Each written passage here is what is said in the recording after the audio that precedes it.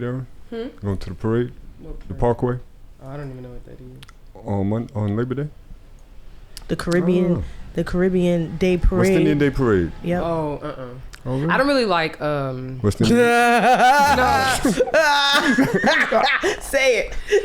No. I don't really like big crowds. Oh. It gives me anxiety. What you think she was gonna say? He said Caribbean. That's what he said. I didn't say shit. I did say my husband's Jamaican. Right, that's why I was Oh, I know them, so I don't like them. No. That's why I felt comfortable making that joke because I knew it wasn't true. I got you. You know what I mean? Y'all know we're recording, right? Yeah. Did we? We are recording. Oh shit. Here we Are go. we recording? I just don't like large crowds. Jamaican? Really, of anybody. Probably of whites. I'm probably more scared of those crowds. Large crowds of whites. And next, large crowds of Hispanics. Then large crowds of blacks. I did tell you where we are. Just make sure. You know we're recording. Yeah. Coming in hot. Oh, it's not something that I wouldn't repeat. What's wrong with large crowds of Hispanic? I mean, I'm from Houston, so like I know what that crowd looks like. You know, I love it. I feel like certain people, we have different tendencies. Like when you think large crowds of whites, you think mass shooter, right? You think large crowds of like Hispanics, and mind you, when I say Hispanic, I mean like y'all say Spanish up here. I'm talking about like Mexican, yeah. You know, Salvadorians, like down where we are in Houston. You know, that's like a whole different type of Latino. right. So when they drink, you know what I mean, It's like. crazy. Same as up here though. But good parties, like they gon' party till 6 on your block, but like and go to work at 6:30. Yep, gonna be on the roof at 7. Son, On the roof. I'm playing. It was a Mexican dude. I'm so serious. I don't know. I'm thinking Mexican. He's like three doors down, right? While I was doing the yard, he's standing on a chair or a stool, painting the top of the stairs. Painting the overhead above the door. Right. So I'm working or whatever.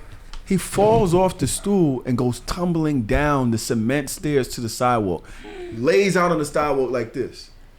I run over, yo, you all good? His tooth came out. No way. He's bleeding. Oh my God. He's, oh no, I'm fine, all right. I'm like, yo, you sure you all right? He's all right. I'm like, all right, bro, whatever. He walks back up the steps. Keeps painting. Goes back up on the stool. Falls again. He drunk. But he didn't fall down the steps this time. Now I'm just standing there like, yo, you good? He comes crawling down the steps. And when he came crawling down the steps, he's standing up now. I smell the liquor. See? What I tell you? This motherfucker's drunk. On a ladder. On a ladder. On a stool. It wasn't even a real ladder. He busted his ass and went and back. lost a tooth, bro. Listen. Nah, that's rough. They could drink.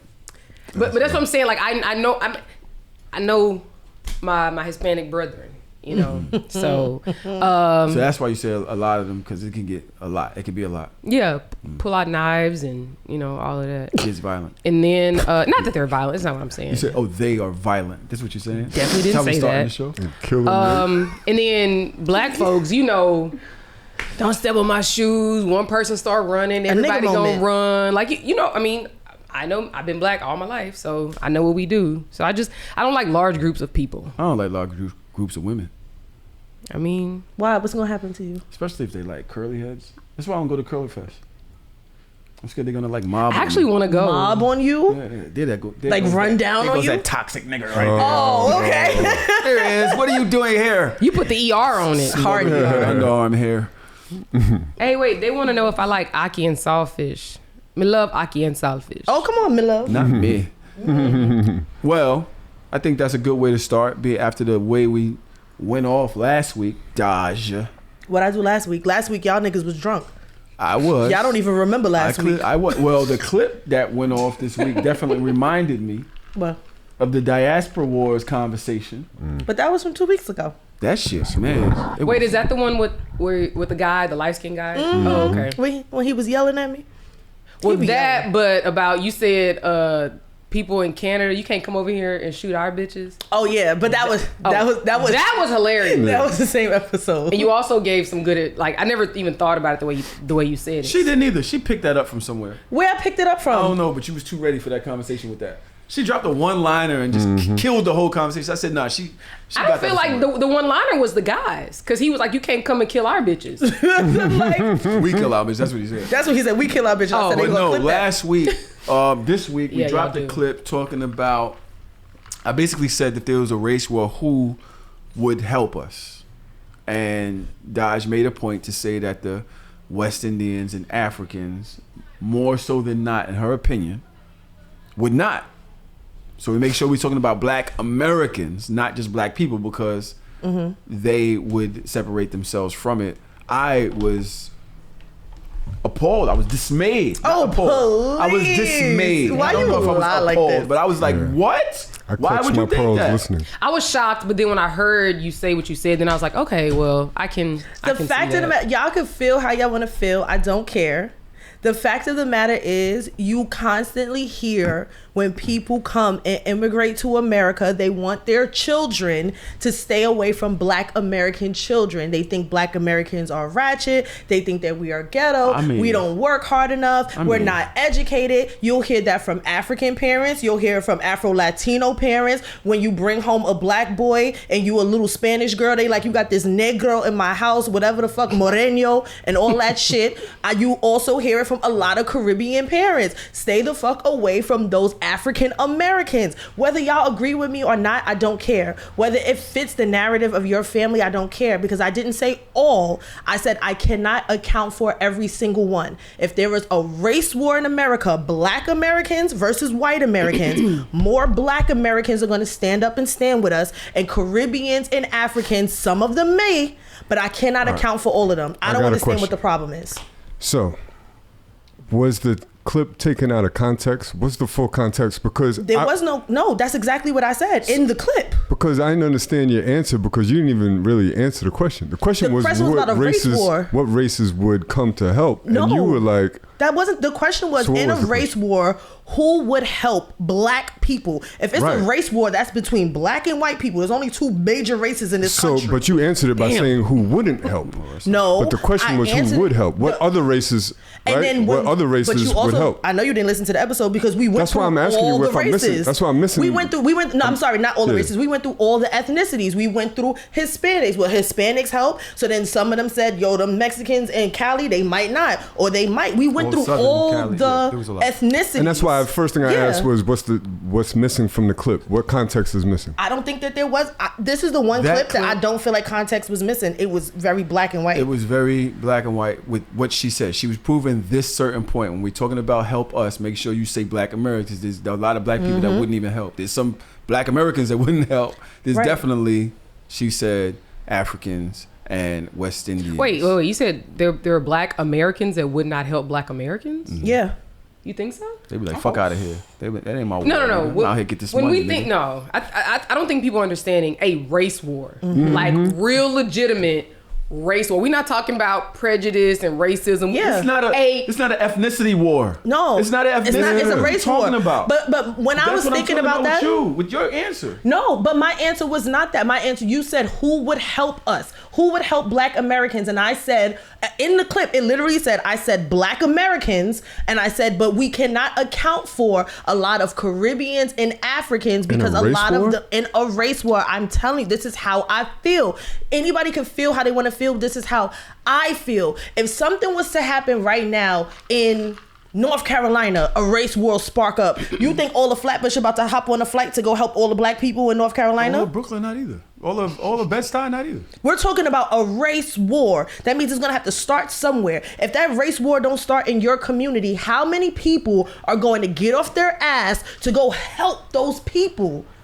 The amount of people that are going to migrate to go help doesn't have to do with whether they're Caribbean, African. I think Black people may not travel to North Carolina to fight, but if the fight was right here, then Black people would fight. You think so? Absolutely. You gonna go outside? Of You gonna course. risk everything that's going on with you, Let's your ask life, your Guys, family, your career? we're talking about a race war. Yes, a right? war. Black White people come outside walking When it- down the street when it with comes to- freaking AR-15s ready to shoot shit up. When it Y'all, comes what y'all gonna do? to Black people, AR-15s, I got nothing. But I have nothing. when it for comes that to either. Black people, especially in New York. I'm hiding. my friends, people that I know that are from Ghana, from Nigeria, from Jamaica, from Trinidad, consider themselves Black. they don't consider themselves African American or Right. Black American, Right. but they consider themselves Black. So if it's a race war against Black people, they're going to be on the side of Black people. I want to show y'all a video really quickly. Let me. Go ahead, and I want to show y'all the video really quickly. I will that say just this. further proves my point. I will say this, right? And I know which video you about this Somali kid. Yeah, the African. I mean, I will say this. All right. I was dismayed at the conversation. Not necessarily when Dodge said it. I was like, get the fuck out of here. But it was overwhelming in the comments. Because that's Let what me I'm finish. saying. Overwhelming agreeing from some sides, from the African American side, right? Also bolstered by other West Indian people. Yes, my family is like that. Sadly, they would not fuck with y'all. Sadly, this is how we were raised. Yes. People from England, Black people. Bro, I got some comments on Twitter. So you were saying that the diaspora wars are continuing now. Yes. I didn't know nothing about this. Yes. Right? I don't know what's going on, but apparently there's this It's a big thing. thing going on between cultures. Like somebody said, it's only Black Americans that I see talking about who's better. Like I ain't competing for the who's best Black like that. Don't matter, lady. Somebody said this behavior all started because Black Americans think they're better than Africans and Caribbeans. Mind you, I'm there's Caribbean. There's hundreds of comments like this. This is a real thing. Now, when I grew up, I come from a West Indian family, but I'm from Marcy Projects. I really didn't really know the difference between West Indian and American. We were just, shooting dice or whatever it may be. And when I went to school with y'all, it was Black people versus, right? I didn't even know you was Jamaican till later on in life. Like, it didn't matter to me until I went out into Flatbush. And when I went to Flatbush to school, I got kicked out of Bronx Science. I went to Flatbush in school. There was nothing but West Indians. And I knew that they wore polo, they smoked weed, and they introduced me to copious amounts of reggae music. And so that kind of became a culture that I got close to. Never did I realize that there was a judgment thing between certain, I just didn't grow up like that. But I will tell you, this brought out a lot of negativity. It brought out a lot of negativity, and as I looked through the comments, I saw Black Americans, and this is not to choose a side or to say this is right or this is wrong, but there were some comments from West Indians that were alarming. Nasty. I'm telling you, to say the least. I'm gonna read one. Go ahead. Because I'm a liar. Like I will say, it was alarming. The guy says, let me ask you a question. When it was the 90s, wasn't it Black African Americans that were making fun of the Haitian refugees that came here? Let's go a little bit further. When Africans came here in the 90s for refuge, right? It was the African Americans that was, you African booty scratcher. Yep. Make fun of these people. Stop it, bro. West Indian people have always been on Black people's side. The reason why we feel like you guys don't have no culture and you guys don't really step up for yourself, and it's true because y'all allow many other cultures around the world to make money off of y'all, and y'all don't do anything about it, so you really don't have no culture if you can't stand on what you're making. History proves that Black Americans' culture has always been taken from them, and other races has benefited off of it. So that's not our fault that you don't know what y'all got. If anything, if you want to talk about is the West Indian people who gave Black American people the energy to even fight against the captivity is over here, because it's the West Indies that started fighting back slaves and gave y'all the energy to start putting shit into motion. So cut it out. Y'all need to read books and stop chilling on the internet. Now, I said to him something. I ain't gonna lie to you. He wore me out. I just jumped out of the conversation. I hope you dissected his ass. No, I was just like, bro, so was it this conversation that brought these feelings up, or was it something that you was holding back the whole time? Because you kind of unloaded the clip. And he said, nigga, you the nigga in the clown suit that makes dick sucking noises, so get the fuck out of it. I said, all right. All right, bro. But his next comment to somebody else was a lot more charged. Tell me. He said, first of all, you're delusional like some of these women in these comments, and some of these men in these comments. Ain't hip-hop your culture, but it's ran by a whole bunch of nail polish wearing, dress wearing people. So let me ask you a question. I'm supposed to follow your culture. Your culture only promotes fishy man business, and you need to get a haircut. Looking like a whole broke down truck driver. I don't know what that nigga talking about. But to talk like you know something, a lot of slaves risk their lives to not be a slave and not to be under the hand of your oppressor other than you guys. You guys was in slavery for way longer than any other race. So y'all was conditioned to not think on your own. I do nothing on your own. Let me ask you another important question. How long have y'all been waiting for that reparations? Don't you see many other cultures have gotten their reparation other than African Americans? That's to say something. Y'all ain't fighting real hard enough. Y'all ain't really shutting shit down so you can get things. to move. You'll see when the Mexicans, when they fire one Mexican, all Mexicans leave. Y'all don't know nothing about loyalty and standing 10 toes down. This is why the rest of the world laughs at y'all. It's okay, hate the West Indian people because we took the jobs you didn't want, and then when you wanted them, you couldn't really do them because you didn't have the requirements because we set the bar too high. Y'all sorry. I'm mad that you read those. Unskilled labor. Are we really arguing about unskilled labor? No. Hold on, Doug. Go ahead. You said a lot. Let me say something. I'm mad that you even read that comment because at the end of the day, it's, first of all, anybody that comes on social media and hurls insults, I don't, they need to be blocked. Like, we could have banter, we could have a discussion and everybody be respectful, right? So if you hurl an insult all the time. Automatically, I'm like, all right, I don't even think you should have read that. We shouldn't have even gave that comment a platform. My thing is, it's easy to be divisive. It's easy to be to follow all the stereotypes and shit like that. We're talking about if the shit hits the fan, if it's a race war. I'm not talking about that no more. Right. Well, I'm just talking about like, so when I'm talking about the comment because I think it's important to see that there is an inherent bias. Something is there that we're not paying attention to, that other people are affected by. Yes. Even Cisco mentioned. I mean, that's pointing out the obvious. It's like Cisco. It's how is it pointing out the obvious because when y'all was just saying I was wrong? Everything is divisive. Everything has an opportunity to be divisive. Yes. We could be divisive over the next block over. I'm not trying to be divisive. Right? Let me finish my point. All right, go motherfucker. Don't call him a motherfucker. He coming here boolika booyaka. Who, him? Yeah, he Jamaican. You gonna say booyaka? Say it. Cisco said in response to that, he said to me, yo, this is a double edged. He said, yo, this goes both sides. I said, how? Yes, it does. He said, because of how y'all made people feel over the course of the last couple years. He mentioned this in the comments. He said, way more black Americans think they're better than black immigrants. Yep. Most of that sentiment comes from being American and xenophobia.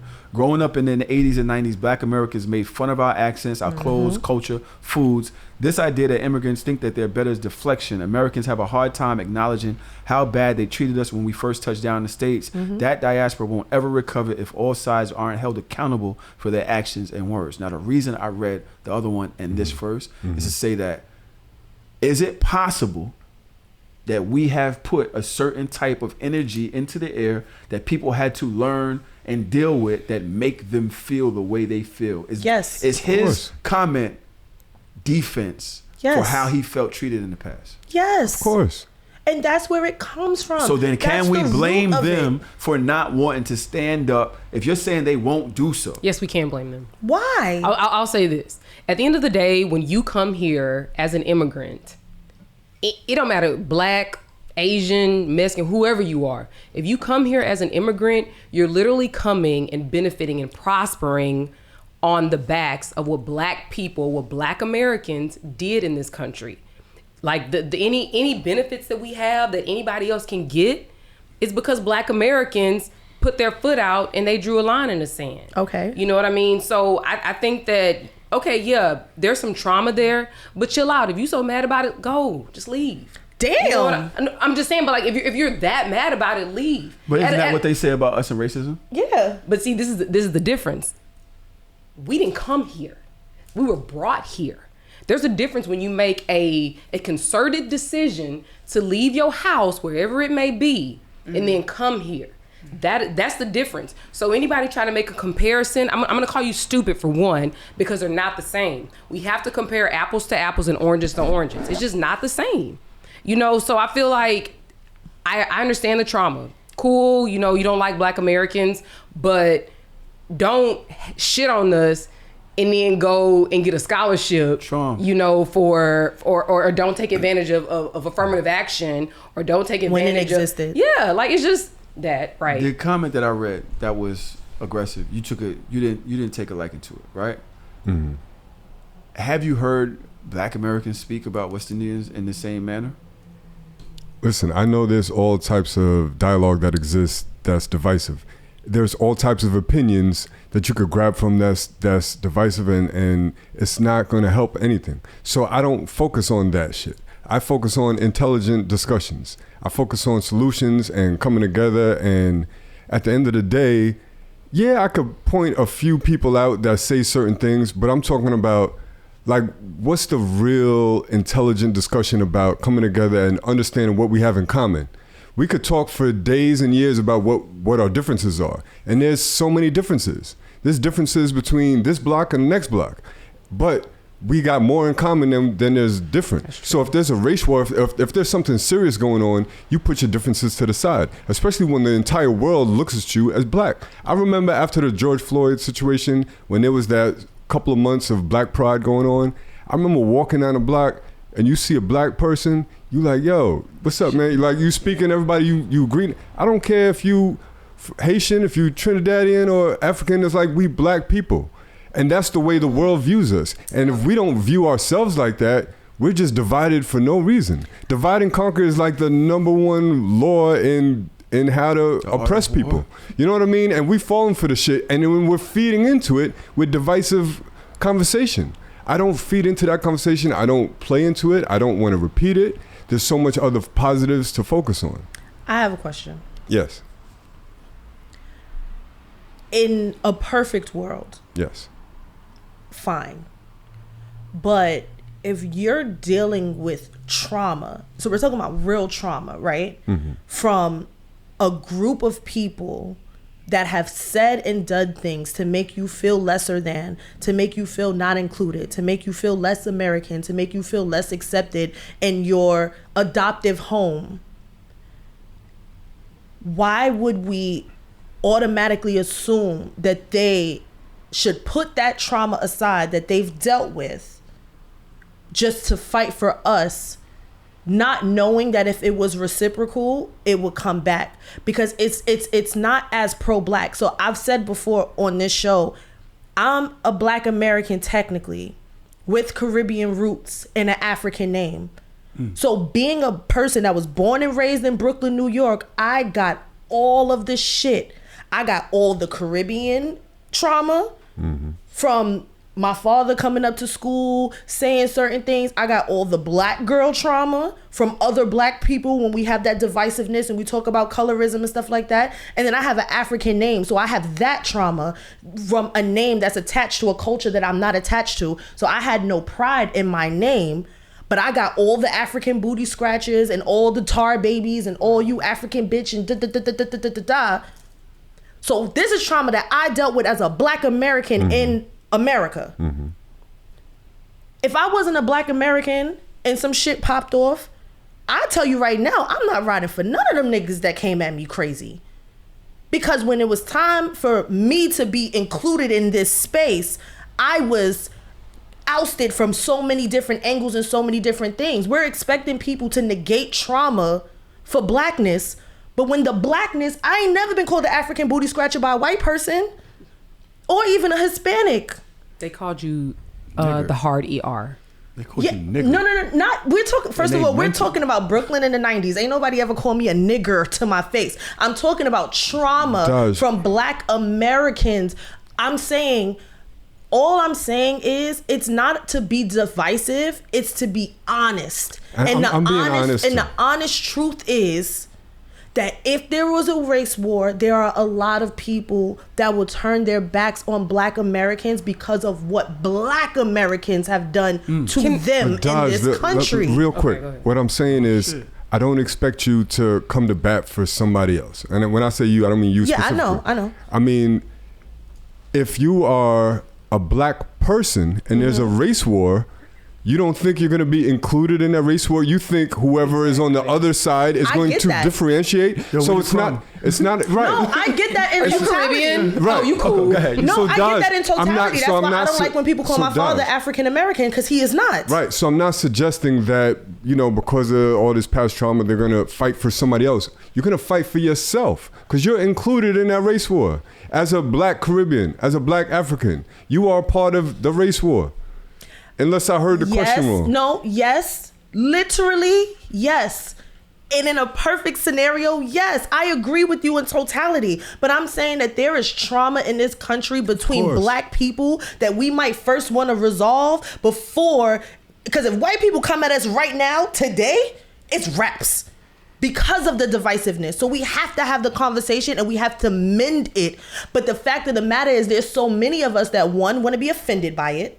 Because, oh no, not my family. My family would never. Taking it personal. And 2, want to deny something that is true. I have Guyanese and Trinidadian roots.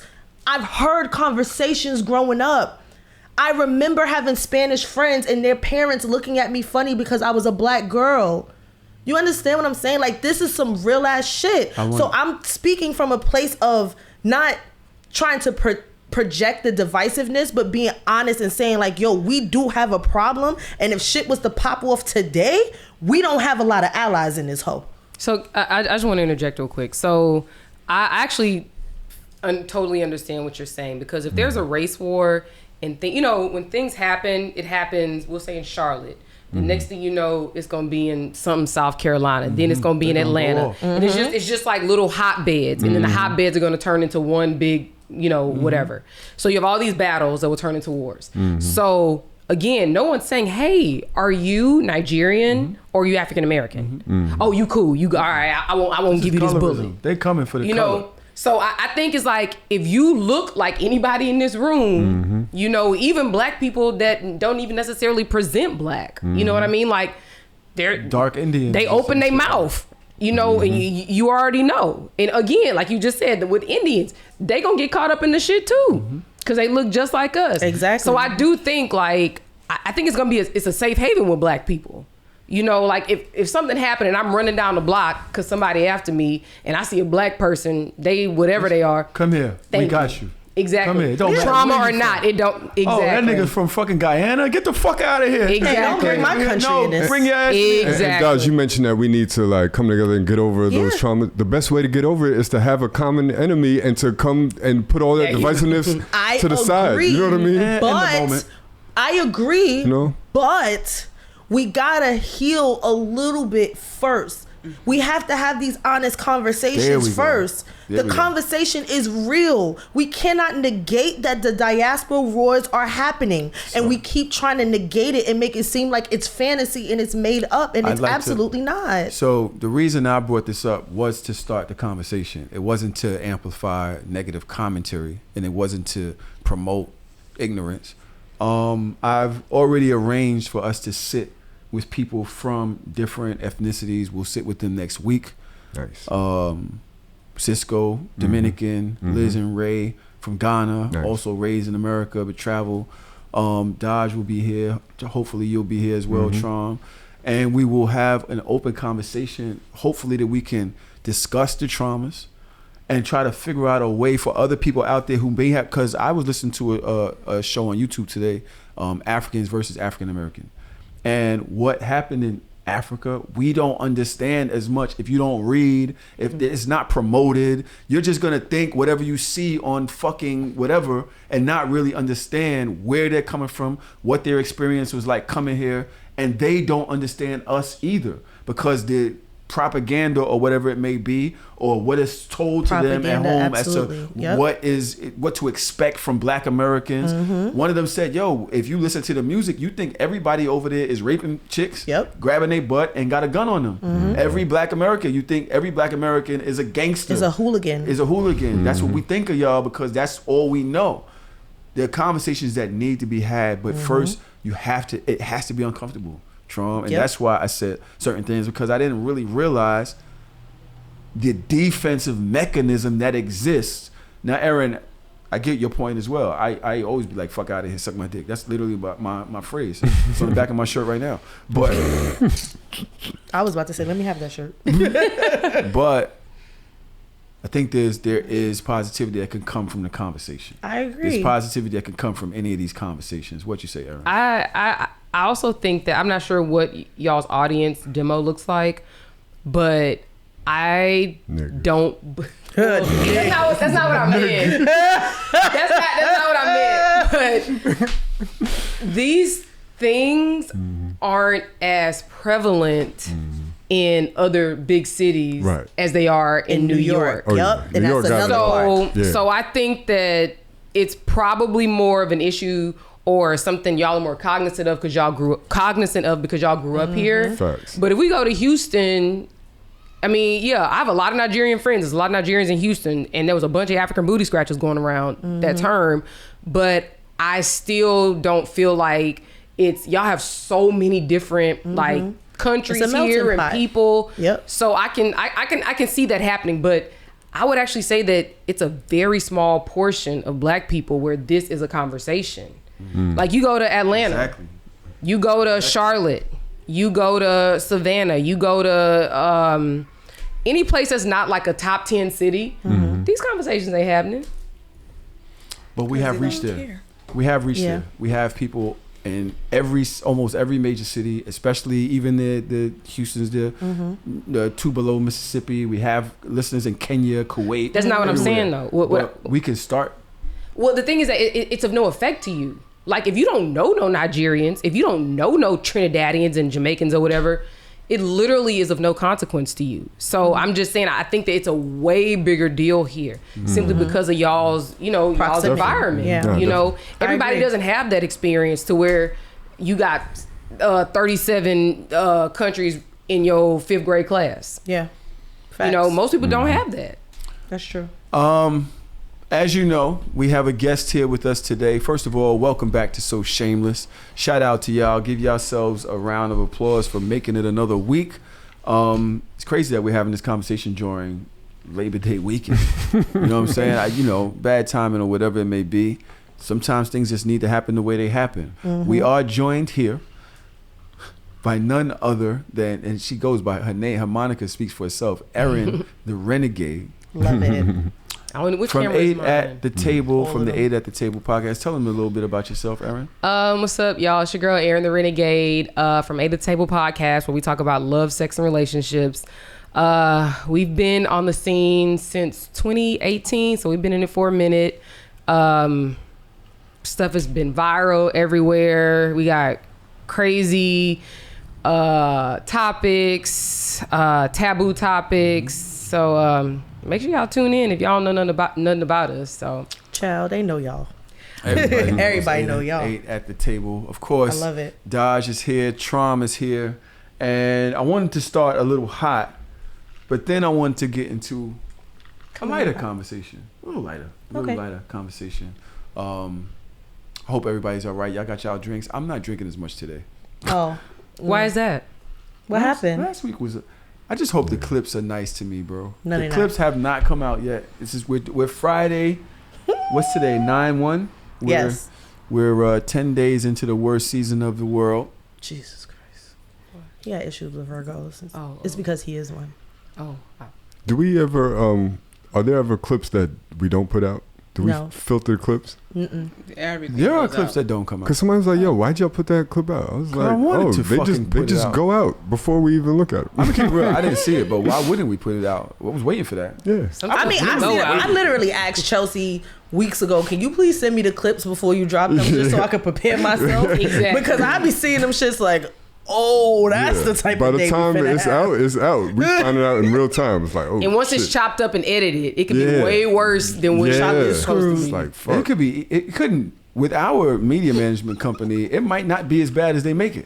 Right. They Right. will cut some shit out. They will cut some context out just Yep. because it hits better. Yeah, absolutely. You know what Oh, I'm I saying? know. They fucking devils I know. in a blue Them dress over motherfuckers there. can make your shit stick. No. I didn't even say that shit. with There's like 17 words missing in between. yeah. Facts. Crazy. They won't do that with this young man. He seems to always have a viral clip. Who? This guy. I think there's an $80 million house. Like, I don't think there's $80 million worth of things Melly. you can give me. Right? Like, if we sat down and thought of what to put in amenities, that's not a house anymore. This is a playground.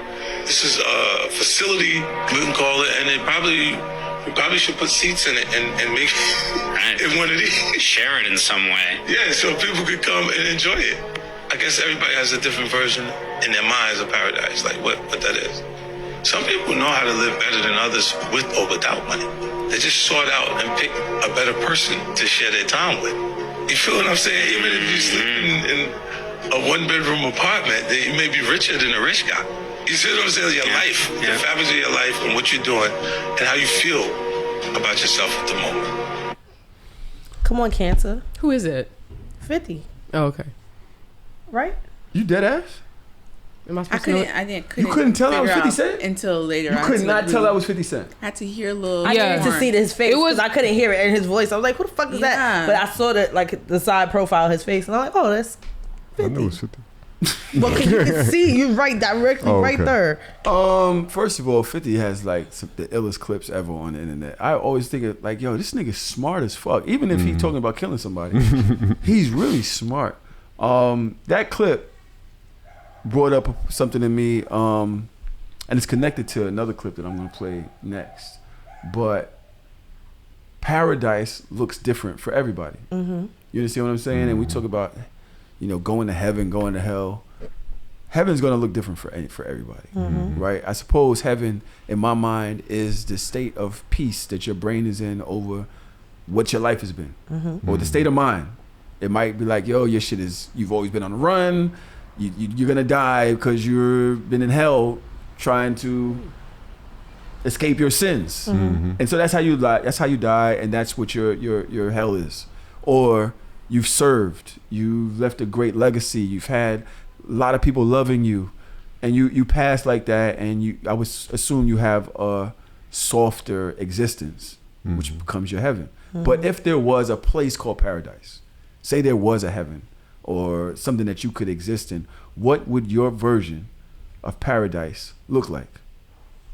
Oh shit. Oh shit, we're gonna get in trouble. I have a for this question. again. So, Don't get all damn technical. no, I just want to make sure I'm understanding you correctly. So, is this like we die? Or is you it have to go there right now? You Let's have be to be there. alive. Okay, so see You that get to was, go there right now. What is your version of paradise look like? 'Cause now I'm no mine. There's got to be other people there, Right. Of course. and I need like a 16-car garage. I want to live like fucking Batman, right? This is not. This is Shut paradise? up, huh? This is his paradise. It's my shit. Melly.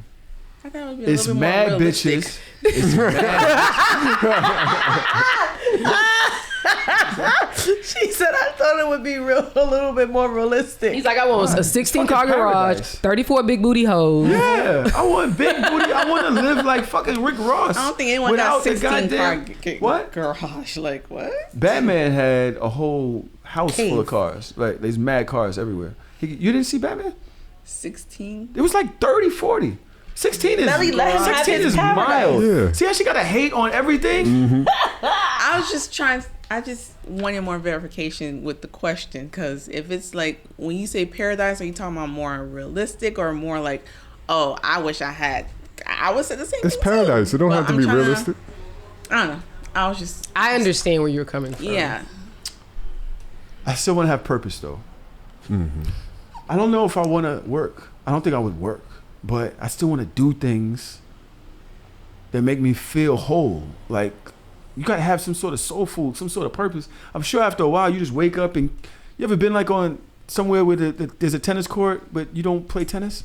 It's just like you play one time and it's like it's just there. You know what I'm saying? Like you gotta have some type of real purpose in my paradise. There's no such a thing as head but one person. You have to get head from two different people at the same time. I'm sorry. All right, go ahead. Somebody else. Go ahead. This is fucking ridiculous. What does your version of paradise look like, Dog? I would be somewhere warm, not hot, but today? warm. Like nice. Yeah, They was like nice, beautiful. like a calm 70. You feel me? Very chill, great scenery. I would obviously have my family and my close friends because Family there? yeah. I don't know why you hate yours, but I like Oh shit. I like the people I live with. Why not? I would have my family, my close friends there. You serious? I would have a lot of music, a lot of food, a lot of tequila. Y'all know how I feel about my texts. Just like chill, like just in an environment Is where it I just- don't have you to just wake have- up and do just anything. one I can dude? just exist. It's just you and Drew? Yes, it's just Seriously? me and Drew. So you wouldn't want another boyfriend? No, maybe a couple bitches, but not another boyfriend. Why I need another fire. man? No, that's fire. I don't want no other man. I'm good. That's real But fire. definitely gonna have a couple bitches walking around. You know, they have like their own spot. Like They got your own cribs, like they all live like Hillary in the pool house? yeah, it's like the mascara. Room. Yeah, like they because we got the family there, so we can't have the bitches walking around with the kids. So we got to Kids be got able to their go own place. You exactly. gonna live in the house? No, yeah, Yes, where they gonna live? Wild thornberries? They just gonna live in the jungle? Why she can't have her paradise? Right, leave my paradise alone. I'm You trying had to your help. 16 No, I'm trying to car help. I'm garage trying to help. and 32 bitches that you're not even gonna like because they probably don't have no great conversation. They just got fat asses. So after you fuck all of them, you're gonna be annoyed because none of them bitches be able to hold a conversation with you. Damn. Melly is such a hater. Yo, it's ridiculous. Anyway, I would like food is the most important thing. Is food, peace, scenery, and friends. It's just like fellowship, and nobody just has to do anything. Like I wouldn't want a paradise by myself. Could like I would want I to be pay there? it for it. Of course you would be there. How many of my bitches would be able to come? None. Zero. I'm not gonna, All right, so then you can stay where you at. The rest of us, we gonna have a fucking ball. We'll be good. fine. But yeah, I just peace and fellowship. you would be there bitchless. Drew got mad bitches. Hey, what? Bitchless. Who's short now, nigga? You a couple bitches short. Fuck that. Send me home. Send me home. This is crazy. Aaron, I don't even know. you shy now. I don't know shit. Come on, let's go. Let's go. I don't know. I think I would just mentally want to be in a place where like there's no worry. No worry about anything. There's no anxiety. And that's actually something that's attainable, in real life. Like some people just they don't worry about shit. Like I wish I had That's that. this nigga. Like, oh, my car just got broken into. I'm like, oh, it's all right. Yeah, I'm like, yeah, I have That's insurance, really great. But I'm like, I gotta go get a rental car. I gotta deal with this. Like, it's just always something. I want to be in a place where like I just don't worry about anything. I don't think about nothing except for just what's in front of me, and that's it. I ain't worried about tomorrow. I'm not worried about money. Like, just worryless. That's this nigga's version of paradise. His life is your version of paradise. This nigga break an arm and be like, oh man, that's fucked up. All right. I got another one. Go ahead, Tron. What's your version of paradise? I mean, the way you started off the conversation is peace of mind. That's the biggest thing. And you kind of alluded to that, Aaron. Like, when I think of paradise, I'm like, nothing is going wrong. Everything is chill. I want my friends around, my family around. I know Tahoe like, all You the serious? family? Like, I'm talking about sister, Yeah. everybody. This nigga is Yes. sick, bro. Yeah, I just don't. But everybody is it's all love, you know what I mean? The people that you fuck with. And then, like Dodge said, perfect weather, all the food I like. I just want bliss. Like, think about all the senses. Like, I just want, like, everything around me to be beautiful to look at. Everything around me to smell good. All the food to taste good. Like, you know what I mean? Get fucking back massages all day. You know what I mean? Like, if you touch on all their senses, music, how could I forget that? I gotta have dope music around. I gotta have my, I gotta have. We just had the same fucking paradise. I gotta have all my DJ equipment. I gotta be able to, like, have parties and fucking festivals and everybody wilding out and it's just fucking good times and you just wake up and do the shit all over again. You know what I mean? Yeah. Like, yeah, hells yeah, all of that. This nigga want to be Ferris Bueller. Ferris Bueller is nuts. Melly, what is your version of paradise look like? My without version- hating on me. My version will be on Tahoe every day, all day. will be everybody's paradise put together minus Tahoe. Right. So no big booty bitches. No big And no booty 16 bitches. car garage. No 16. She's like, I Why can do it a 2-car. What the fuck do you need 16 cars for in paradise? You just gonna be bored just playing with stupid shit. I don't know. In paradise, I would just like fly myself. Like You could levitate. Yeah. Just like, Yo, I love that. I said what I said does actually have something somewhat to do with the next clip. It was kind of a precursor. But I think it just relates to me because everybody else was very wholesome and it just made a lot of sense. you know, I thought about how wholesome my answer was. Like a while ago, I probably would have said 32 bitches, but that's chaos for me right now. You know what I mean? That's chaos for anybody. Would you really be with your Yeah. girl in paradise? Damn. In paradise, You would be married to a Virgo? That's crazy to me. But imagine being married. That's like Imagine being with your partner, but minus the conflict. talking about peace of mind. So she gonna have a would she still different be a zodiac Virgo? sign. We should still be a Virgo. That's what I want to know. We should still be a Virgo. Niggas said we That's gonna have my the same paradise. birthday. It's my paradise. I want the best of everything. You know what I mean? So no. So no. Wait, your Blink, fiance blink. actually a Virgo? Yes. Oh, okay. Okay. I didn't know. Shout out. Hey. Yo, it's so raggedy on this show. It's not you, it's your sign. Just It's not you, it's just. so before I get into the clip, I just think about, and it gets a little deeper, maybe gets a little darker, because I'm gonna go in another direction with this question. I think about the things that make me me, and the reason why I want all of these things, right? And so I was looking at this video that kind of spoke into certain things about people and what you can see in the way they behave and the things that make them who they are. Let's go on. Shit, I did it again. Lessons that you get at CIA. One of the first lessons they tell you is that there's a strong connection, an empirical connection between childhood trauma and high achievement. The science is out there. I've looked it up on my own. The connection is extraordinary.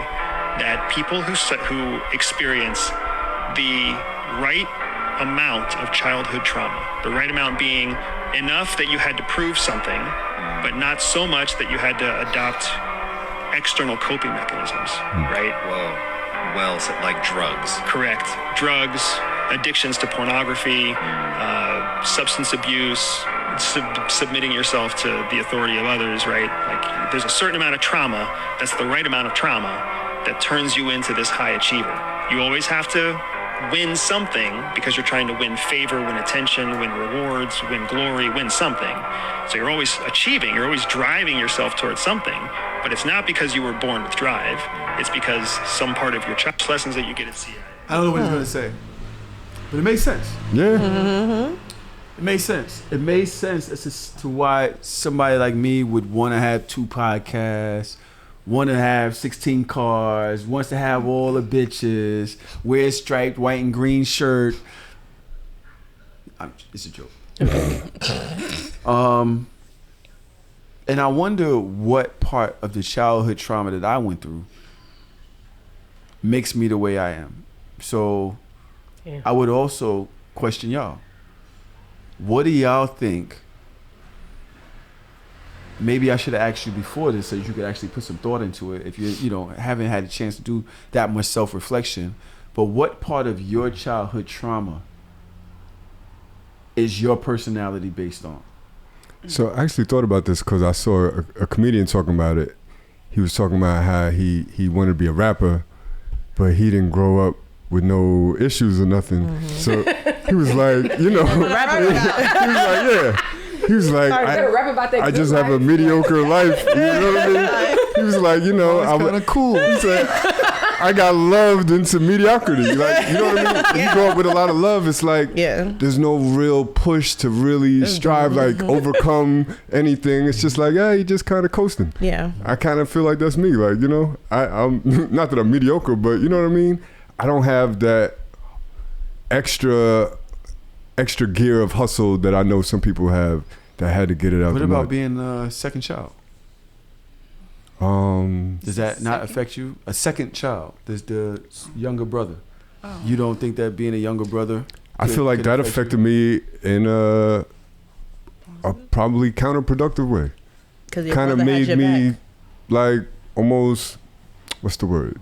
I don't know if lazy is the word, but like, I was always taken care of. You know what I mean? Mm-hmm. So wait, how many kids are there? I just want to understand. So I just you're have the one older older brother. and he's the the youngest. I'm the youngest. Oh, you're the young. Okay, I got. Yeah. Oh, okay, now I got it. Mm-hmm.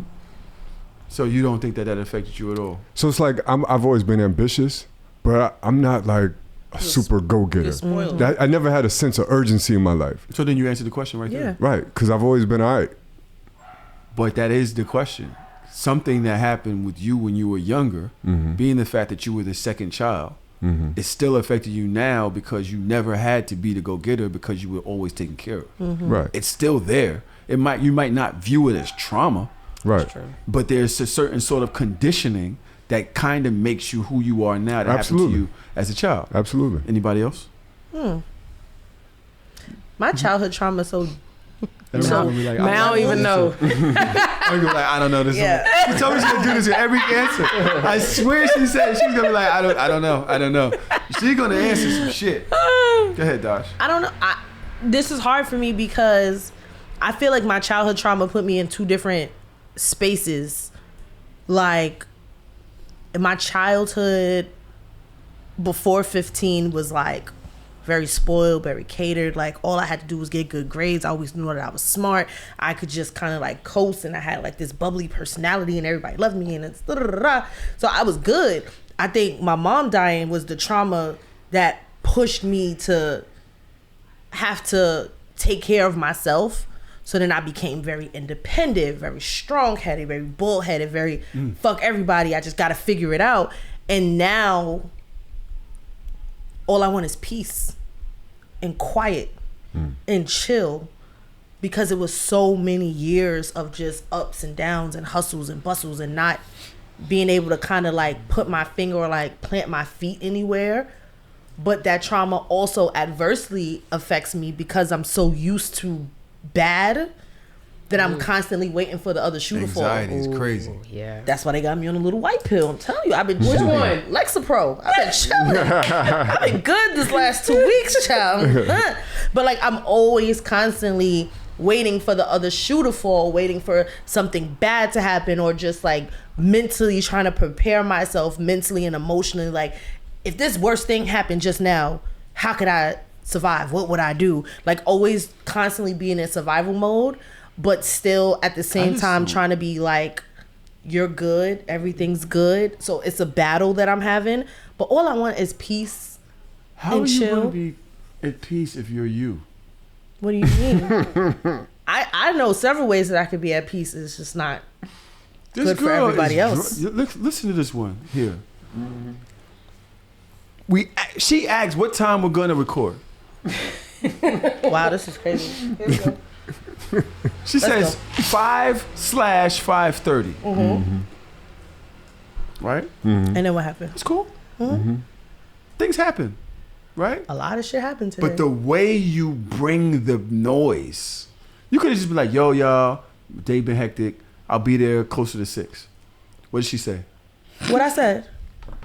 Oh, if you gonna read it, read all of it too, motherfucker. Nah, we ain't going into all your personal business. No, read all of it. What? Part of his I mean, you need the business. context. No, we need the whole. Read all of it. What I said? just saw on the Discord we're recording at 5. I thought I said 5:30. Nevertheless, I'll be there closer to 6. If y'all have to start without me, then do so. I'm en route. Why is it this attitude that I never have? You literally added so much, love the like, voice, extra yeah. to It was that. worse. Yeah. Can I do it the way I read it? Do it the way you read it, and I'll say it the way I wrote it. Go ahead. No, I'll use my inner voice that I said when I thought that wrote. was Go ahead. good. I just saw on the Discord we're recording at 5. I thought I said 5:30. Nevertheless, I'll be there closer to 6. If y'all have to start without me, then do so. I'm en route. It's mine. And this is how I said it, because I'm a normal fucking human being. I just saw in the Discord we're recording at 5. I thought I said 5:30. Nevertheless, I'll be there closer to 6. If y'all have to start without me, then do so. I'm en route. That's how I said it. But the You thing don't is, even talk like that. and Yeah. no. You do not talk like Shut It's somewhere the in fuck up. between what No, y'all it's both not say. in between either. Yeah. No, it's No, not. you help me out. No, You it's do not. not talk like that. No, because you say all the time. You say all the time that you hate when I get business casual on you. This is a business. This is my second job. I text you the way I would text You have my never fucking in your life boss. said nevertheless to me before in life. I don't. It's not saying it Nevertheless? to you. Okay, regardless, The fact of the notwithstanding. matter. No. The fact of the matter is, when I'm first, Nevertheless. I said what I saw. I took accountability because I said I thought I saw something else, but I don't want to hold y'all up. I'm en route.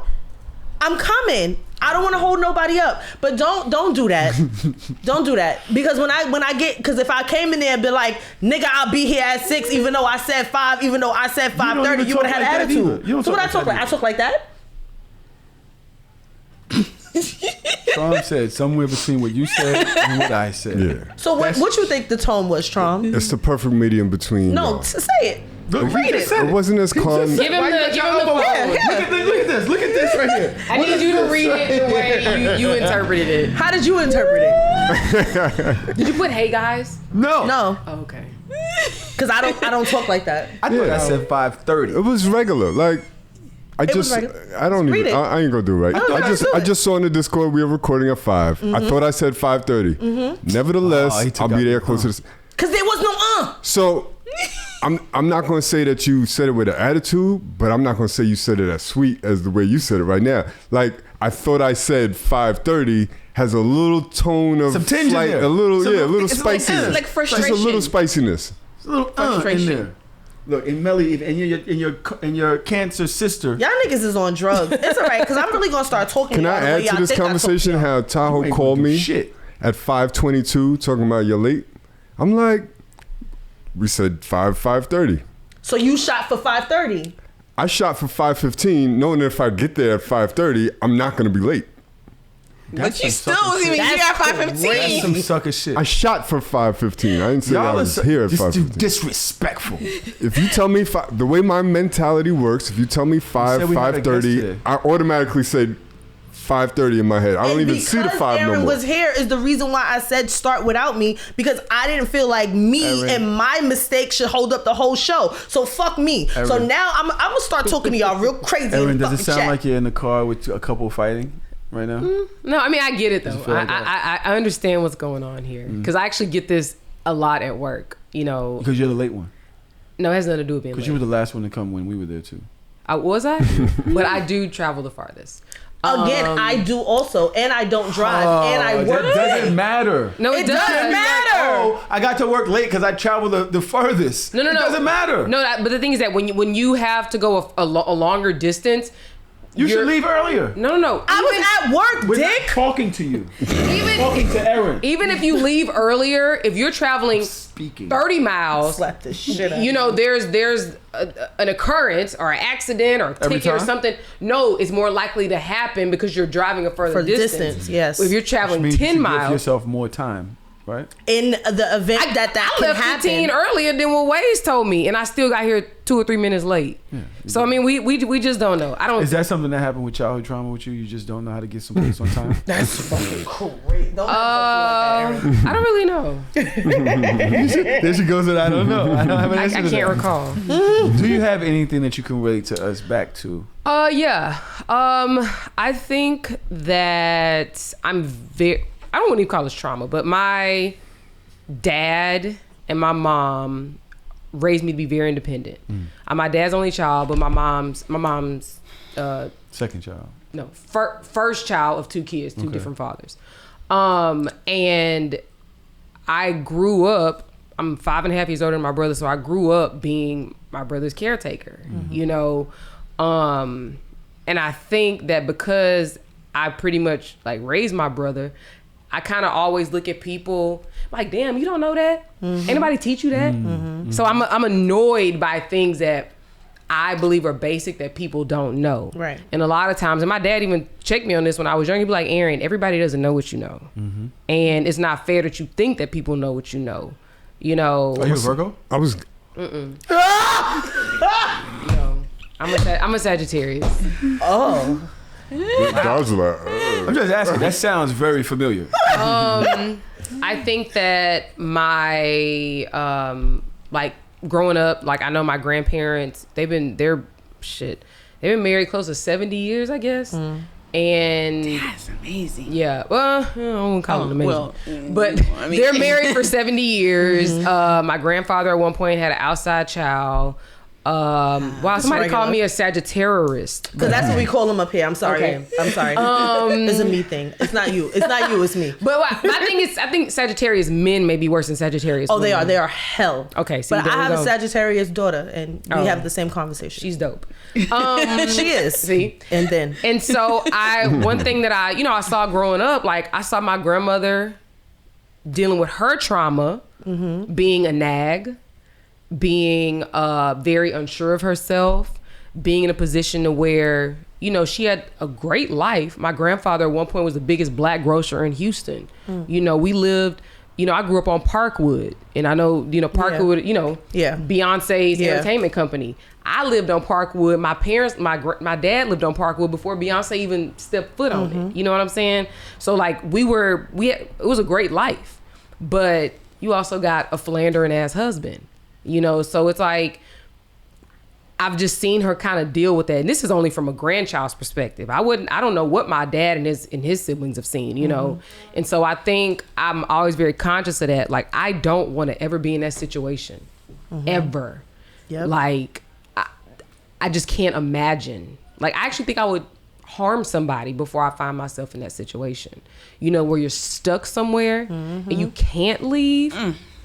Like can't. Like, don't even have the tools to do it on your own. Like, trust me, my grandfather had 8. My grandfather had 8 on my grandmother. She had 4. She had 8. Wait, hold on. We can come back to my story. Say this again. My grandfather had 8 on my grandmother, and she didn't find out how many it was, because this is why social media she is kept poison. She Imagine decided you could do that. You could have 8 kids on your bitch. Like, son, niggas don't was call my living. grandmother a bitch. Niggas was living back then. Son. Living? Don't listen to niggas. Got a whole chick around the corner, no problems. It was crazy because my grandmother, she was the type of woman that she would like, I'll be back, turn things off or make it seem like it didn't exist.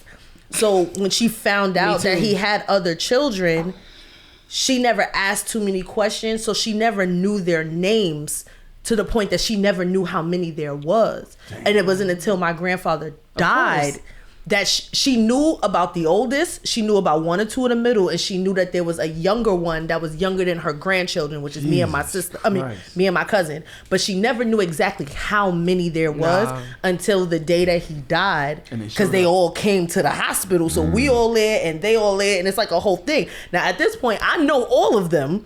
Oh, so you did know them? I knew them. Shit. That's why I fuck with this one right here. Wait, you ain't tell you? Wait, did you know your grandmama didn't know? I never knew she didn't know how many it was. We all knew. When my grandfather died, I was 20. Damn, so you knew this shit and didn't say nothing. Because he used to pick me up from school. She said she didn't know grandma didn't know. No, I didn't know my grandmother didn't know that there was 8 of them. Dissonance. I knew that she knew that there were other children, but I didn't know she didn't know how many until after he died. And I'm like, how you ain't know how many of them it was? Yeah, because baby, you got to come to the carpet. She blocked it out. Yeah, she was a Gemini. And y'all know how y'all Geminis do. Yeah. If you don't want to talk about something, if you don't want nothing to exist, it will not exist in your world, even though it exists in the outside world. I mean, that's how you achieve being unbothered. Like, that's how I achieve my lifestyle. You mentally block some shit out. That's not healthy. Like, if your chick had other niggas, you don't care unless she with you. Nah, that's not okay. This one. Oh. I'm talking about back in the days. Your other chicks, once they leave, no, we're they talking leave. about this one. That's never okay. Your other chicks, once they leave, I'm so zen. Yeah. Yo, he's zen for real. I'm telling you. Once your other chicks left back in the days, you had mad chicks. Did you care about where they went? No, hell no. Only when they with you. Right. I would still be like, oh, you ain't tell me about that nigga. Like, oh, you got a nigga? I would still be bothered. Oh, yeah. You lied. You'd be like, no, not my business. Yeah. Aaron, you got more story to tell? I understand that. I don't know. Process. First of all, you got to get called to the carpet. Grandma? No, like grandpa. If I found out about one, my next question is how many more? And you need to be honest. That's now though. We not talking grandpa, grandma. But no. The difference. No. I'll tell you the difference. My dad's parents, my grandmother essentially lived this fantabulous life. You know, at some point she stopped her nutrition career to raise her kids. She, you know, she didn't work. But then my mama's mama kept a job, kept bread. If she wasn't fucking around with my grandpa, she went and got her an apartment. There's a picture of me. That's the difference between generation and women. Mm-hmm. But it's the same generation. She's talking about her grandparents. She's talking about her 2 different grandparents. One from her mom and one from her dad. I mean, she was the exception. No, it has to do with money. Because money, that's what I mean. Money gives you a choice. Yep. So if you keep money, it gives you autonomy and it gives you a choice. Move. Yep. So like I'm gonna give you the extreme of it. My grandma stayed in bullshit that she didn't want to be in, probably because she was scared. She didn't figure, I got 5 kids, how I'm gonna blah blah blah, this and the other. My mama's mama had 4 kids, rest in soul, Helen Jobert, I love you. 4 kids. Shout out to her. When my grandfather was on some bullshit, he was a truck driver, so y'all know what that means. Yep. He had kids in every state. He have other kids, but he got caught doing some bullshit. Yeah. In the truck. And yeah. The rest stop. And so, but there's literally a picture of me like standing on the couch like this as like a little 3-year-old or whatever. I was like, Mama, where's this? She's like, oh, that was at Mama's apartment. I said, Mama's apartment? Oh, she's like, Mama had moved out because Grandpa was getting on, doing X, Y, and Z. And I was like, okay, it's because she always had a job. It's because she always had bread. She could always come and go like she wanted to and didn't have to deal with no bullshit. So in my mind, that's how I look at it, because I saw 2 totally different lifestyles of women of the exact same age and generation move very differently with husbands with similar characteristics. I can't be my daddy's mama. I can't. Like, that shit has scarred me. Like, the same reason I don't nag my husband is because I saw my grandma nag, my grandfather. And that shit, it just irks me. Like, I don't even like people shouting around me or yelling. Like, when I don't even argue. I don't have arguments with my husband. I don't raise my voice because... Every time we start arguing, Erin kind of fades away. You notice that during the episode? Every time we start arguing around here, she just be like... Do I? I don't do this. Oh, see? I noticed you don't even get in. You don't try to jump in or nothing. If you notice that, go back and listen. Yeah, you notice that with Erin, when we start arguing, Erin just kind of fades away. Just waits for everything to calm down. She's like, all right. I mean, I'm like that on our shows. on even on our show, like when people getting into it, I'm not finna argue. Like, man, y'all just don't talk over me now. But if you gotta talk, you can have the flow. I'm not finna do that. It just Rico. You know Rico got something to say. It just it's rough. Like and that's definitely a trauma that I know affects my life and my decisions today. Do you think it affects you adversely or positively? I think it's positively. But I also think that it makes you possibly be hyper independent. Yeah. And I think that Black fathers who are involved in their daughters' lives, they also raise us to be hyper independent. Because they know we can get eaten up by the wolves if we're not, And I don't think they do a great job of showing us balance. Being hyper independent, but also like, teaching you to be a wife, or how they believe women should act as wives with, power in your femininity. Yeah. It's very much like... But you definitely mentioned that you would think that a man should raise his daughter from young. If he didn't want to abuse you, you would just give him the daughter and keep it pushing. Huh?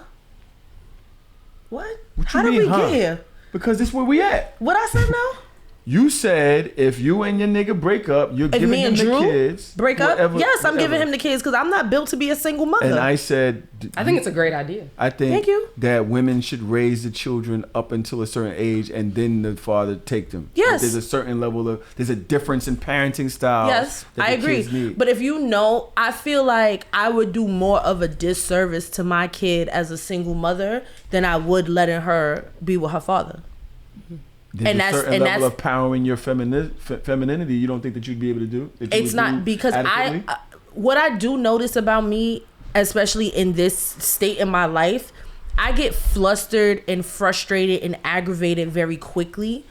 And I need that balance, that when I'm coming home from work and Parker's on 1,000 and she bouncing off the walls, I feel like I wouldn't be able to be the softer, nurturing parent that I am if I was by myself, because her bouncing off the walls as soon as I come in and she's like, I can see myself snapping. I can see myself yelling. I can see I need a minute to reset. Decompression. Yes. She'll never give you decompression.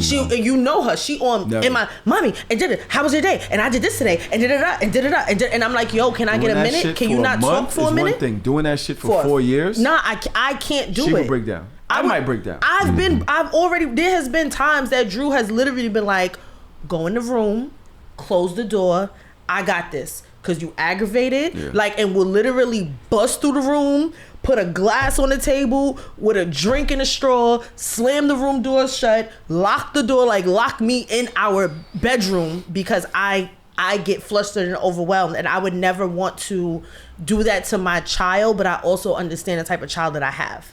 I want to, we good at this show. And I just want to shout out to everybody that's still here and is engaging. Erin, thank you for being here. Thanks we for still having got me. a lot more to go. We're about to end part 1 of the show shortly, but I do want to revisit one more topic from last week. What is that? The drunk week. Okay. Oh, We spoke about a conversation that I believe Keita Rose from the Tonight's her. Conversation Me too. podcast spoke on, and her partner in crime, and the conversation was literally about black women being perceived as angry versus having a myriad of other emotional states that they could be going through, but it always being perceived as one thing. Trauma and I had a lot of backlashes to certain things, like, okay, I think the consensus of it was I think it was accountability. It was just like, yo, just understand how you're coming off. And if I don't know that you're anxious, if I don't know that you're sad, if I don't know that you're going through this and you're just giving me this certain energy, at least be aware of the energy that you're giving. Right. And I was cool with that, right? Trom, when you spoke earlier, you spoke about the power that we have with our voices, giving negative attention to negative, giving certain amount of attention to negative energy, and not using the power we have to create good. Facts. I was thinking about that, especially when I heard this next clip. So, her partner in crime, Keita Rose, is followed up by Randy Rosario with this. Facts on perspective. Before we even get going to that, if you've been through some type of sexual abuse, drop a broken heart. I want to show the world something real quick. I'm a black girl. From the very beginning, I'm treated differently. No matter the situation, I'm expected to react a certain way. Be all loud. I'm a black girl. I'm not allowed to have anxiety. That's called an attitude. I couldn't possibly be going through anything in life. I'm a black girl. What's depression? No, they call that aggression for us. I'm a black girl. I can't express my feelings. No matter how I say it, it's like I'm attacking somebody. I'm rude and ghetto then. I'm a black girl. A lot of the older women look at me like competition, so they don't teach me anything. How to love right, who gonna treat me right. Hell, even how to take care of my body. I'm a black girl. It wasn't many men around me growing up. TV taught me. I thought it was normal to go through some of these things. These are the realities of living as a black woman. Period. I'm a black girl that was raped and impregnated when I was 17 years old. And it took me 10 years to actually figure out how it happened and what happened to me. And I come from a good environment. Mom, dad, great education, all that. Dear black girl, I love you. I am you. I understand you. And if you feeling alone like nobody in your corner, DM me. Coach got your back. Think about it. Good day.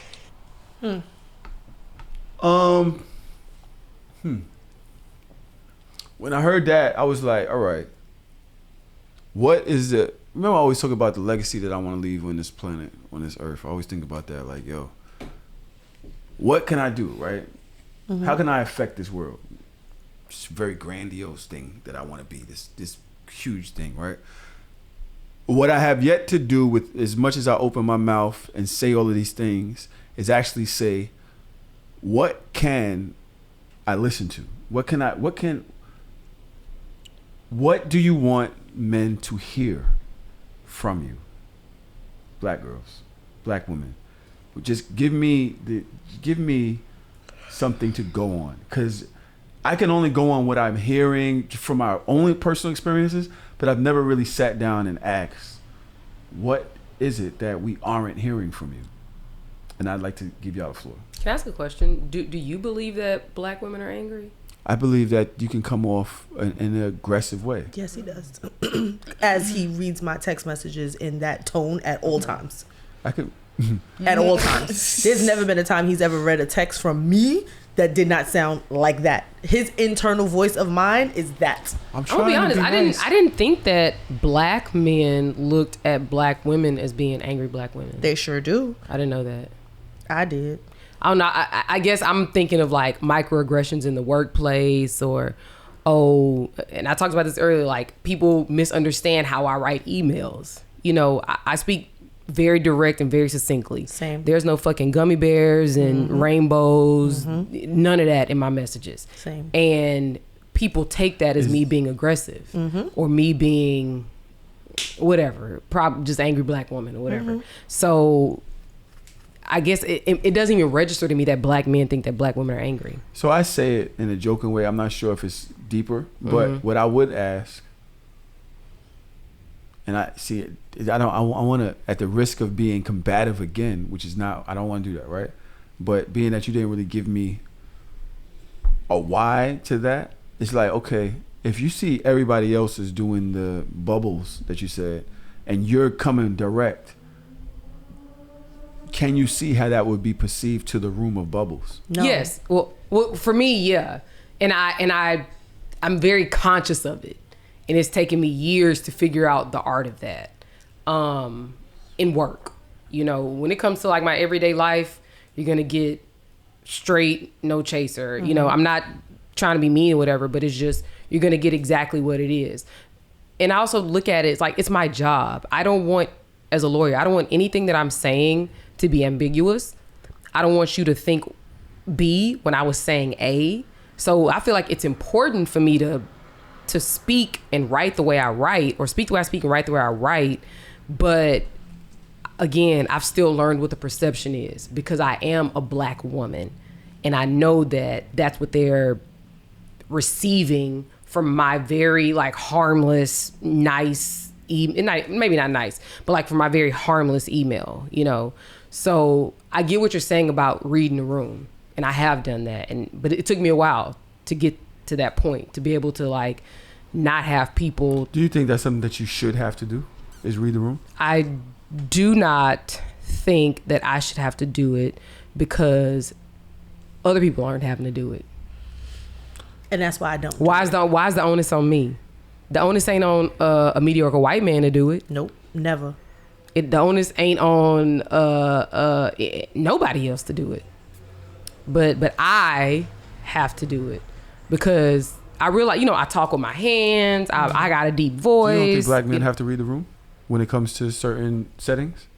Corporate, yeah, absolutely. I think it's the same thing, because there's angry black men, and that's really why I was shocked to hear you say that black men think that black women are angry. I didn't say black women are angry. I said there's such a thing as an angry black woman. Or whatever. That's not what you said. I don't think that all black women are angry. That's not what you said either. Is that what you think I said? No, because I told you, I said I didn't know that black men think that black women are angry. If we're talking about in a corporate setting, I would probably never look at a black woman in a corporate setting and think of her as an angry black woman. But the thing is, I would probably understand her more, because I understand the tonal changes and whatever. In an interpersonal relationship, I feel like men can be direct, men can speak, and it just is what it is. And I said this on the show a very long time ago. There's nothing that irritates me more than when I make a blanket statement and the first thing out of a man's mouth to me is why. Because you would never ask why to another man. Y'all don't question each other like that. If I said something, I said it because I said it. Like, why can't it just be what it is? I don't want to do this. Well, why not? Because I just said I don't want to do it. I would rather this be this way. You never heard me ask this nigga why?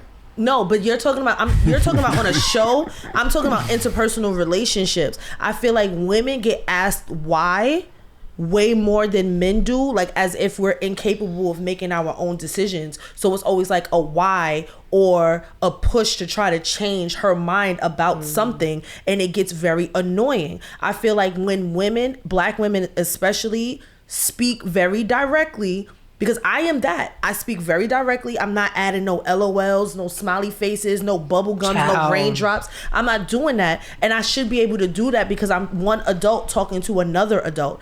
And I'm always seen as being aggressive or have an attitude. And I really be chilling. I don't want to have an attitude with nobody. I'm not trying to argue with anybody. I'm not trying to fight with anybody. I'm speaking to an adult. Now, when I speak to children, there's a different tone. There might be a little bit of, can you please do this for me? But if I'm talking to another adult, yo, can you do this for me? I don't have an attitude. I'm not mad about nothing. Why is it that when black women are direct and don't add the extra bullshit, she's automatically angry? Or if she doesn't want to talk about something, she automatically has an attitude. Or she says something with a little bit of oomph in her chest, she's aggressive. Why can't I just be a human going through a myriad of human emotions like everybody else? I think that y'all can come off that way sometimes because I think automatically, to me at least, black women have a certain presence that other races, other ethnicities don't have that same strong presence. So it's almost like, and black men have it too, right? So I don't know if you ever noticed, but 9 times out of 10, if you're going somewhere and there's like security, it's usually a big black guy. Big black guys are like the most serious, threatening physical image around the world, right? Like, you know, it doesn't matter where you are, a big black dude standing there is like, has the commanding presence. So I know a lot of big black dudes that soften their tone when they speak into a room because they know what their physical presence is. So I know, Aaron, you was like, yo, why do I have to do the gummy bear shit? But it's kind of like being like how Tahoe started the conversation, self-aware, aware of the presence that you have. And dumbing it's it down fucked to up. make men feel comfortable. It's not about dumbing it down. It's just being aware. Like a big black person, and same thing. I'm not like huge like that way, but I'm tall. You're not so threatening, bro. I'm not threatening. But I get where you're going, bro. But I'm still tall, right? So when I walk into a certain room and I speak and I got a certain bass in my voice, my presence is different than other people. So I automatically throw the gummy bear shit sometimes because I have to in order to communicate the way I want to effectively communicate. I don't want to scare you. I want to lighten up the mood. I want to be myself. I want to joke. I still want to be direct. But if I speak in a way without the gummy bear shit, it might not be received in the way I want it to be received. And that's what communication is about. It's about the audience. It's about who you're talking to and how you want them to receive it. So in that regard, sometimes it does make sense to be aware of your presence, and black women do have a strong presence, and it can be misconstrued. It's not fair. It fucking sucks, and I understand it, but I think that is a thing. So why I can't cower to that. I'm sorry. Why can't the other side change the way they view? Exactly. Like, why is it the person that's being blamed for being a certain way, but we have to have self-awareness. So we have to do this, but they can be like, oh yeah, this person is being angry. Like they have the opportunity to think the way that they want to think, but we have to be the one to change. I'm not saying like it's me as in, black So women, hypothetically, Melly, I'm 6'5", I walk into a room full of white people, I got long locks.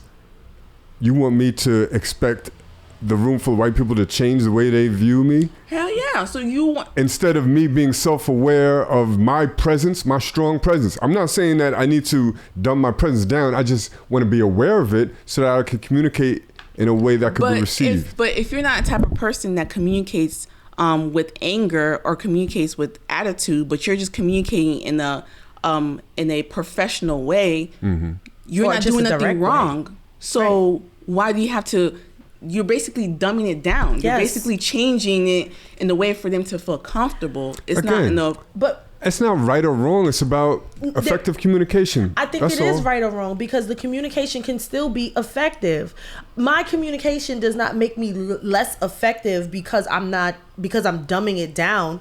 What I'm saying is what I'm saying regardless. I shouldn't have to dumb anything down. I shouldn't have to dumb it down for any space that I'm in. I can understand if I'm being rude. Yes, I get that. If I'm purposefully being aggressive, if I'm purposefully being combative, but if I just show up in a space, in a place as who I am, I shouldn't have to change that for anybody's consumption because you should be adult enough to be able to see through it and not take things personally. Like people need to start checking themselves.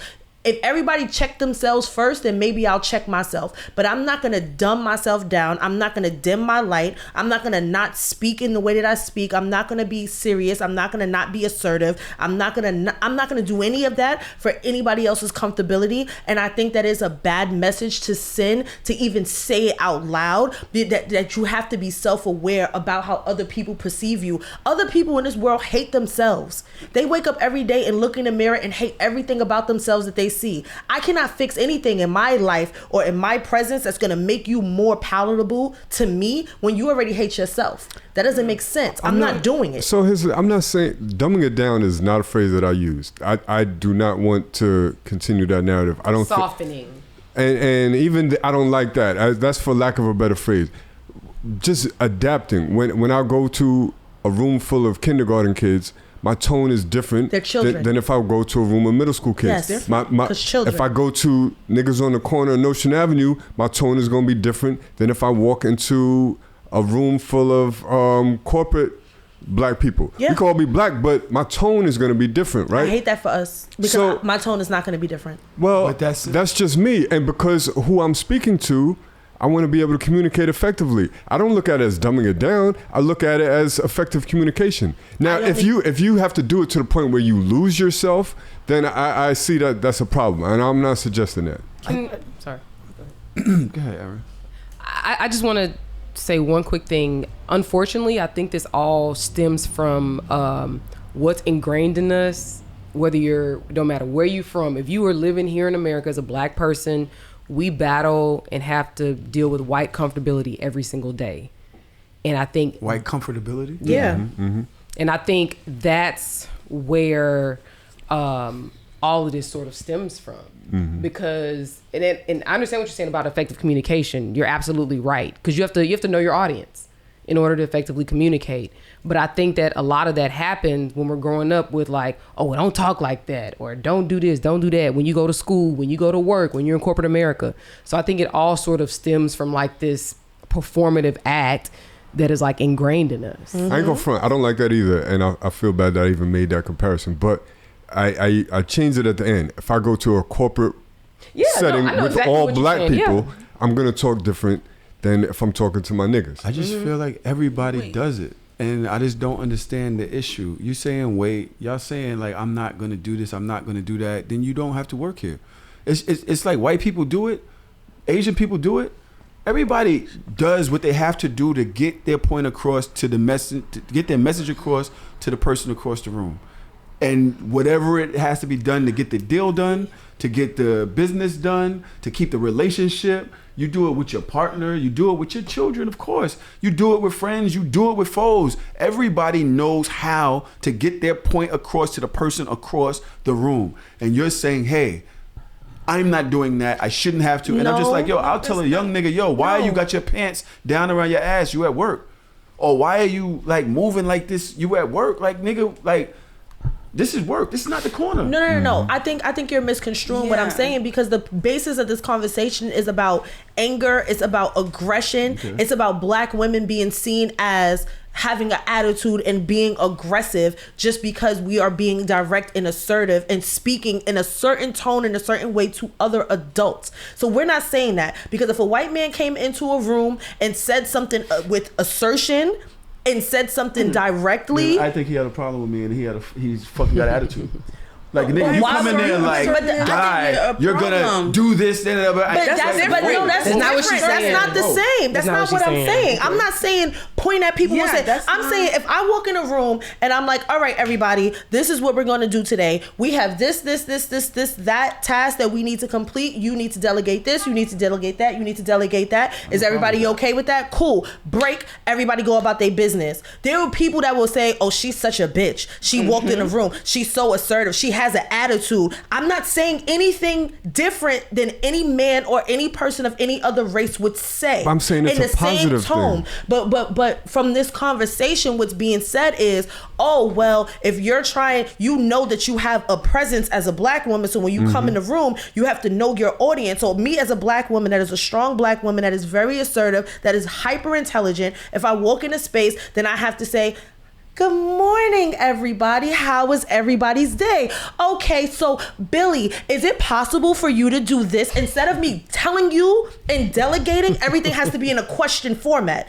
Is it possible for you to do this? Is it possible for you to do that? Hey, Sam, you know what? Last week you did X, Y, and Z. I think you did a great job. I have a push for you. I think that it would be more effective if you do it this way. Is that okay for you? Great. Don't talk to me in that I have tone to talk either. But what I'm saying is, you don't got to go that far. I think she's right, but that's what y'all not understanding. I think she's right. Me speaking and saying the same thing, you're saying because I'm a black woman and I have a strong dominant presence that I have to cater to the room because of the room's implicit bias about who I am. And what I'm saying is I don't agree with that, because as long as I walk in, as long as I'm respectful, as long as I'm direct, and as long as we have a common goal that we need to be able to accomplish, I shouldn't have to to add the frills. I shouldn't have to add extra smiles and a wink. And I shouldn't have to say, hey, everybody, because that is what other people do, because that's how they speak, that's how they operate. I'm not that, and I'm not going to do that for anybody's comfortability because of your implicit bias about me.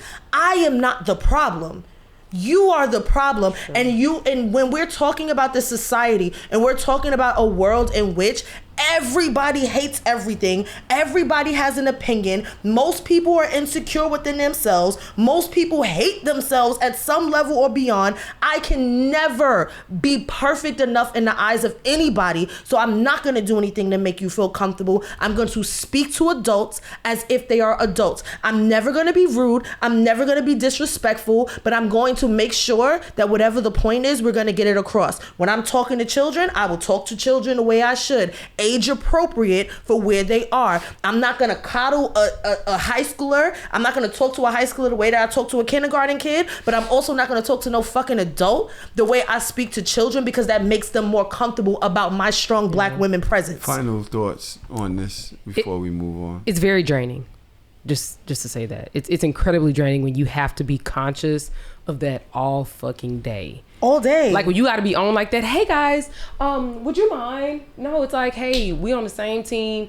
Your part is X. It's due by Friday. Let me know if you have any questions. Like, I think what I was trying to say is that we can empathize because black men go through it too. It's different. I don't want to compare struggles. Final thoughts. Right? Sorry. So speak. Let her speak. It's draining. That was all I wanted to say. Yes, like, it is draining. It's I don't know how much y'all as black men have to do this in corporate America, but you come home and you physically feel the effects of having done that all day long. When I stopped, because I used to code switch, like I ain't even do my voice, but like I would like even make my voice sound higher, so that it sounds more pleasant because I have a naturally deep voice, and you know, trying to be, because I've literally had bosses be like, you look so sad or mad. I'm like, no, I just don't fucking smile when nothing's there to smile about. Right. I'm trying to avoid wrinkles and smile lines like you. You know what I'm saying? Like, it's when you have to think about all this shit all day and you come home, you just want to lay out and just be like, fuck, let me, I don't know, just say nigga 75 times. You know, it's so draining. I just don't look at it as, it doesn't have to be a negative thing. Black people have a commanding presence more so than other races and ethnicities from what I've noticed. And I don't think it's a bad thing. I don't think that we need to view it as a negative. It's just something to be aware of. It is what it is. And you don't have to change it, but if you were aware of it and you made a certain adjustments here and there, you might not get the labels that you don't want as being angry. There's times I know my voice is deep. I know I have a monotone voice and I'm tall, right? So if I walk into a room and I speak a certain way, people usually listen just because of my height and because of my bass, the bass of my voice. I like to joke. Not threatening. So I never said I was threatening, right? This nigga with his little ad libs. All right, Quavo. But I'm saying I'll know that that's not the energy I want to give off, right? So I might enter a room and just set it off with a joke just to lighten it up. I'm not saying that you have to do that and you got to tap dance for white people. That's not what I'm suggesting. Black people All I'm saying is if you are aware of how commanding your presence is, which is a positive thing, and you want to communicate to a room effectively, it is okay to be aware of that and to take that into consideration when you're communicating to that room. Can I just say something really quickly? No. You don't even know what I'm about to fucking say. Shut up. I just want to acknowledge just someone in the Discord, a black woman in the Discord said, at my job when I'm assertive, they want me to take an empathy class. That's the type of shit that we gotta go through. I will say this. I have worked in corporate America. And I'm not going to speak on the black woman's experience. And I'm not even sure when this angry black woman thing came about, what it was referring to. Is it guys like me that when you get semi-hostile on a podcast, he goes, oh, she's going through her angry black woman shit? Or are we talking about emails or having the code switch at work or having people, just the general public, view you as a certain way just for being who you are? I can't speak on that experience. Is why I said I want to listen. But I can say that when Erin said having to come home and literally sink into the couch because you've been somebody else all day and not actually, you've been kind of scared to be yourself because you knew that if you were yourself, they wouldn't accept you in that room. So you had to be lighter, you had to talk tap dance, and you had to kind of, you know, around the office, even though you were really good at your fucking job, if you showed up as you, they would look at you as a problem. I could definitely, I've been there. I remember that. So in that I can relate. Most likely because I'm a man, it's still looked at differently than as if a woman does it, especially a black woman. So I did want to open space for that conversation. I'm not sure if we got what I wanted to get out of it. Just because I feel like sometimes that state is ambiguous. It's like, where are we talking about it? Where is it happening? What can be corrected? I wasn't really sure if we got what I needed to get out of that, but unfortunately, we will have to leave that for another time. Can I say one thing? Sure. I think that you made probably the most salient point is that it's about self-awareness. I want to say no, but no, I just think it's about self-awareness and being accountable to have self-awareness. Couldn't say no. Because we all, I mean, black, white, whatever, you know, like male, female, we need to be self-aware. And that's it. And you guys need to also be self-aware that it's, shut up, Cam. It is now the end of part 1. Not talking about you guys. I'm talking about the people listening. And you know what we're about to do. We're going to go over to Patreon. You're going to be able to listen to part 2. Trav is back. I didn't have a chance to speak to him this episode, but you know, hopefully we'll open up with something for my friend and his family. As we end part 1 and head to part 2. If you want to listen to part 2, head over to Patreon. That's patreon.com/So Shameless Podcast. You cannot go to Patreon and search, right? Because I say suck my dick too much. So you can't find us like that. You actually have to type in www.patreon.com/So Shameless Podcast or hit the link that is directly in the bio of the episode description of this episode and it'll take you right there. Okay, you can pay what you got to pay. Listen to episode 2 right now. Peace. That's all I got to say. Thanks for coming by, Erin. Thanks for having me. Anybody else got to say? Did I say anything just now? I didn't say nothing. All right, bye. Peace. So shameless. You said nothing. I said, did I say something? What's this?